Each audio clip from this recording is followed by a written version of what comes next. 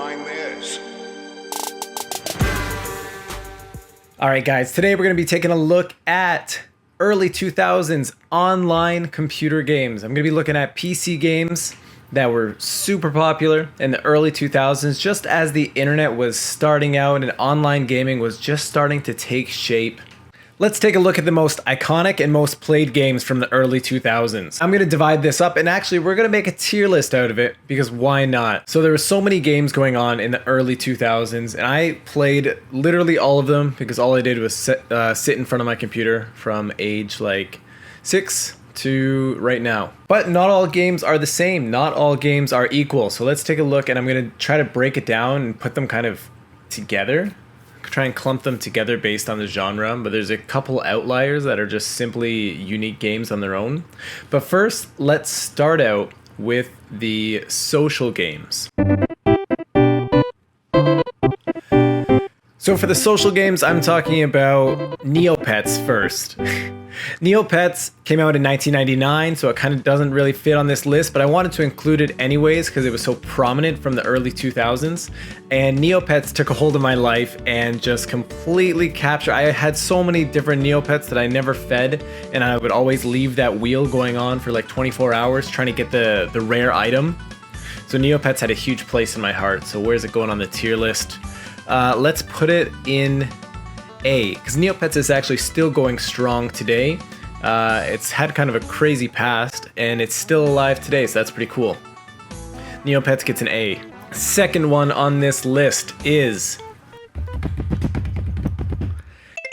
Habbo Hotel. First off, I just want to talk about how Habbo Hotel had the best dances in all of the online games. We had the iconic Hab Hop, the Pogo Mogo, the Duck Funk, and the Rolly. Oh my god, I spent so much money on this game. You used to be able to order money, like order credits over the phone.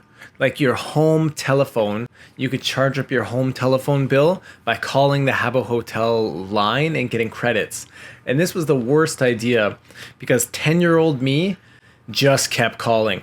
When my mom was at work, I would just pick up the phone and dial this number and get the credits or whatever, and they'd charge like $5. And I got in so much trouble for that. So this game had a huge impact on me, and I played it for years. So Habbo Hotel was one of my favorite games growing up. And you know what? I'm gonna not try and be biased on it. I'm gonna give this an A as well. You know, it had a pay to win aspect of kind of not really win, but pay to, you know, look cool and pay to get furniture and do all this kind of stuff. But man, Habbo Hotel brings back some nostalgia and memories. Like, do you remember when the pool got raided and everyone was saying that the pool's closed? I didn't even know what 4chan was at that time, but I remember being there in that moment where all these guys with afros like were making symbols in the pool and saying pool's closed and everyone was getting banned. I remember being at that moment, like being in the pool there, being like, what is going on? All right, you guys might not know this next one. It was big here in Canada. I don't know how far this website or this thing got, but it's kind of a knockoff of Neopets, and it's called Webkinz. Webkinz came out in 2005, and it really kind of exploded here in Canada as kind of a newer Neopets. It was like 3D. You could feed your pet, you could pet it, you could, you know, make your room. Think of, all right, I want you to think about if Habbo Hotel and Neopets had a baby. Then you've got this weird Webkinz thing.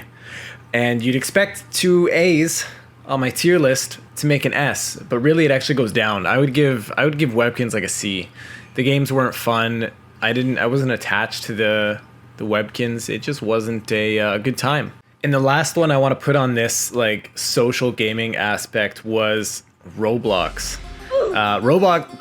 Roblox is still going strong today.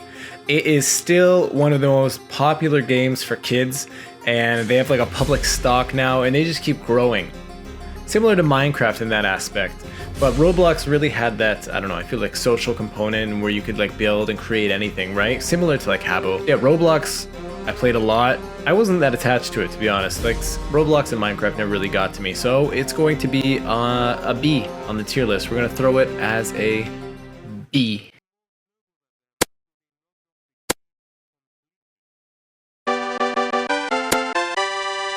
All right, I want to quickly do the start of like the online first person shooter genre.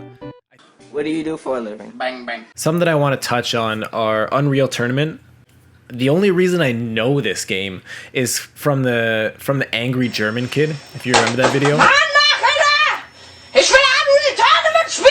The Angry German Kid who was like freaking out about Unreal Tournament, like smashing his keyboard and everything like that, and he became like this meme or whatever. It made me download Unreal Tournament and try it out actually, so that was a huge motivation for me to try it.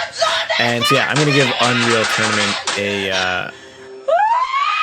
I'm gonna throw it in an A. I think it's classic. Another one that was really big. I think this came out in like 2001 or 2002, and this was Tribes. Tribes brought this unique aspect to the first-person shooter genre because you're gliding. It's like instead of running around with a gun or whatever, you're kind of like in a spacesuit and you go up and down hills, and you kind of have to like glide and like, I don't know, they call it like skiing, I think. It really like set this new wave of the genre. I don't know, like everyone's just moving so fast and it's so hard to hit someone. So Tribes really was such a unique first-person shooter, especially for its time. I'm gonna go out on a limb here and give Tribes an A as well. Didn't get the popularity and the recognition it deserves, and it didn't really have that like, I don't know, that early esports potential. So that's what's stopping it from becoming an S. But man, what a great game for its time. I'm going to put that on like the border between A and S. It was so close. But we don't talk about Tribes Descent. Okay, so now let's take a look into the RTS games. The real-time strategy games. Now these have a special place in my heart, especially these first two. I'm talking about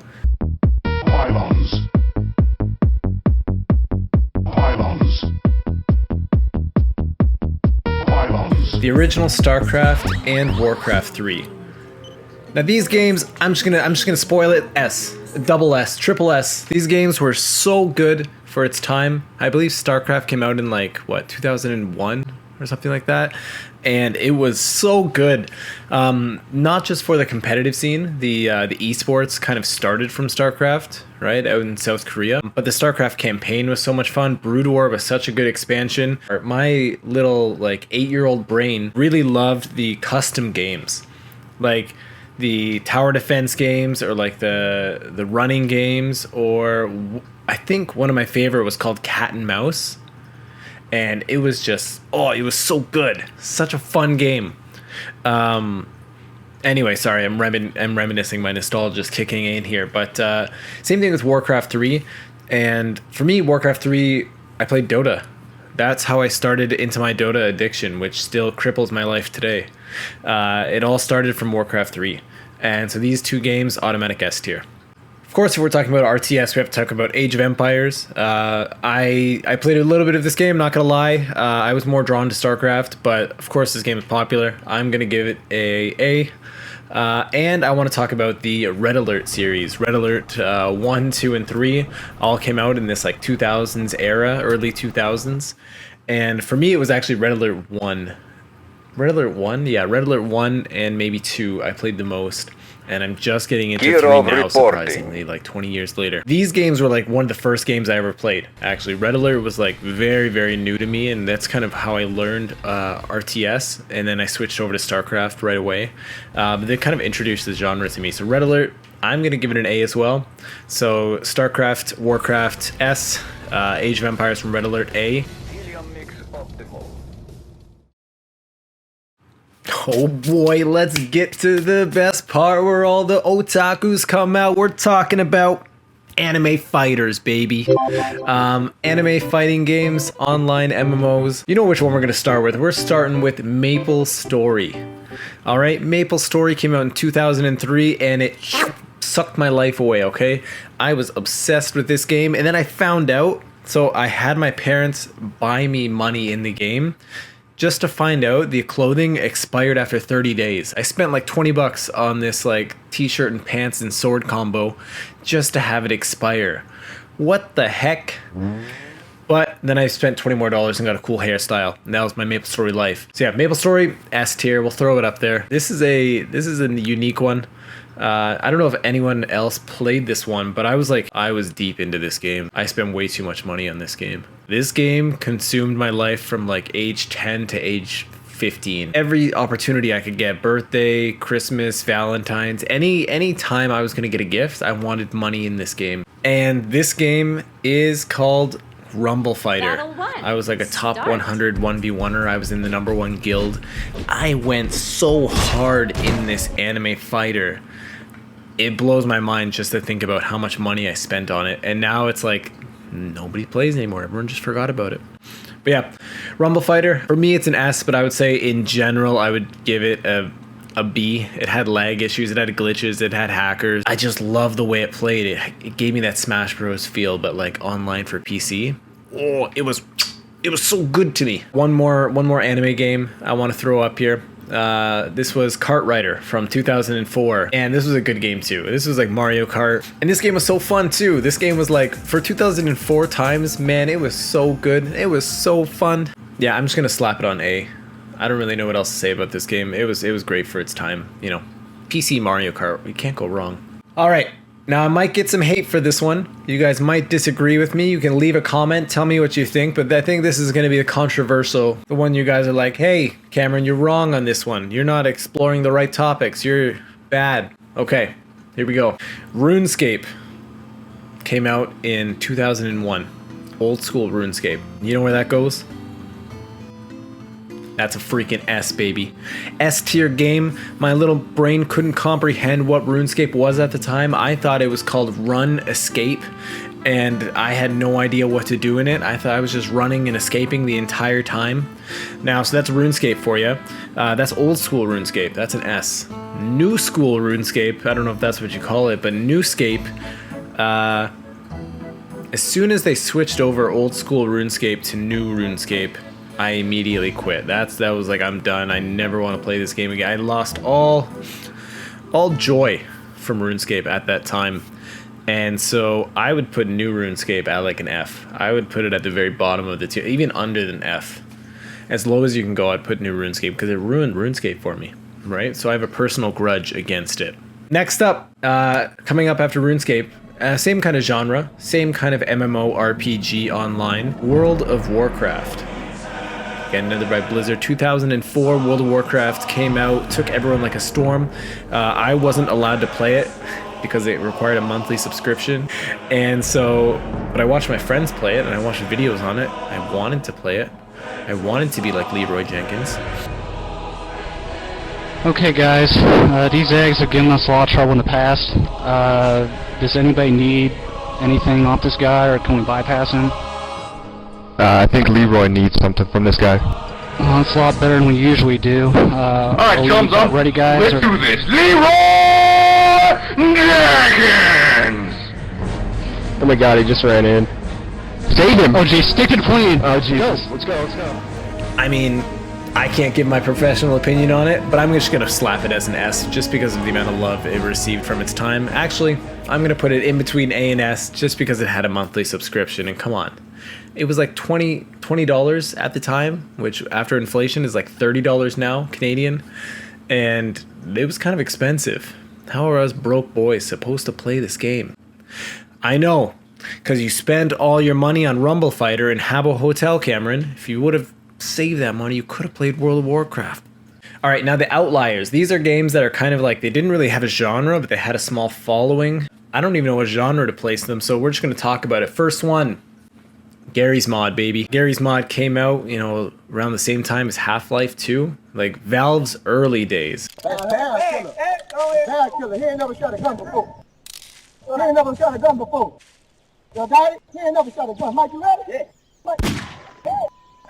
And Garry's Mod kind of opened up this whole world of modding, making your own servers, and like every 10-year-old wanted Garry's Mod. There was all YouTube videos of like, look how fun Garry's Mod is, look at what's going on here. And so I was obsessed with Garry's Mod, and I didn't make anything of note, but I would just join servers and like scream into the microphone like every other kid does. And so that was really that was really iconic for me. So I'm gonna put Gary's Mod as an S tier, of course. Gary's Mod had such a good community, even though it was such a weird game at the time. This next one here, I don't know about how many people who know this game actually. It's called RobotRage, and it was on miniclip.com, and it was an online game. You didn't have to download it, so like I could play it on my school computer, and that's all I did. And so yeah, RobotRage, you built a robot, you fight it, you're playing people online, you can spend money on it. You can like draw on your robot too, so it had this, I don't know, art component to it. Some people had really fancy robots, and it was, for its time, it was, for a Flash game, it was so good. It was so good. I was so impressed with this game. I was obsessed with it. All right. Okay, 2 last quick ones I want to add in. I was going to wrap up the video there, but we're going to do 2 more. Okay. So last 2. Rollercoaster Tycoon 3. Came out in 2004, came in those little cereal boxes. Oh my god, it blew my mind that it came in a cereal box. My computer couldn't run it, so I actually had to go to a friend's house and install it on their computer and run it. That's how badly I wanted to play this game. And wow, yeah, Rollercoaster Tycoon, plug it into the S tier. So good. And I know it's not really online, but I just wanted to throw it in there. Last one, this one is online. This one's for my Russians out there. The original Counter-Strike. All right, the original Counter-Strike, I believe, came out in 2004 as well. I think I was like too young to understand it at the time. Like I was so bad at it. I was running around with a knife, just trying to knife my own team, throwing flashbangs on the ground and stuff like that. But with CSGO and everything like that, it really evolved and created its own genre and esport. So you can't leave it out of like the most iconic games here. I'm just going to throw it onto the S tier as well.